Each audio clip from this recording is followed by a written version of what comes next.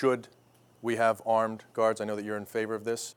The security personnel who are retired police officers or active police officers trained in mass shootings and have drills a couple of times a year. But teachers should not be armed. Absolutely not. Administrators should not be armed. The teacher is a teacher, not a cop. But if you have a school where you have some people who are willing to do it, everybody knows this teacher. If she has the training necessary in a firearm, she can be the one thing that you can go to saying, I know her, I know where she's going, I trust her. There are plenty of statistics that show that armed guards do tend to target, maybe not on purpose, but target minorities, including African Americans and Hispanic students. I know for a fact from my experience at Center, our SROs have great relationships with the students. We see them walk in full uniform. Their weapon is not concealed. It's out in the open. We all see it. No one's quivering in fear. Everyone's in support of them, and everyone has a great relationship with them. I have experienced bias from security guards within my school. My sisters experienced it within the schools. If myself,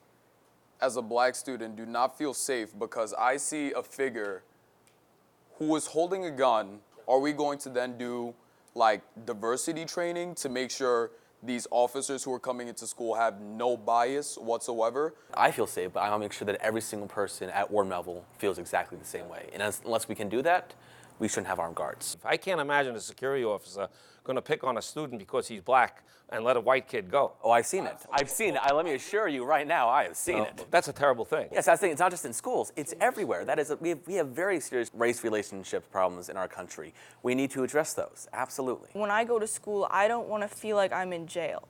I don't want to have an oppressive environment where people are checking me all the time, making sure that I don't have any weapons on me. In an environment like that, it is psychologically draining, it's mentally draining. At some point, you have to make a stand as a district, as a community, as to Casey's point, not wanting to feel the sense of imprisonment versus the true safety of your students and staff that we're entrusted to keep safe. I believe that the armed guards are there to help you and not to hurt you.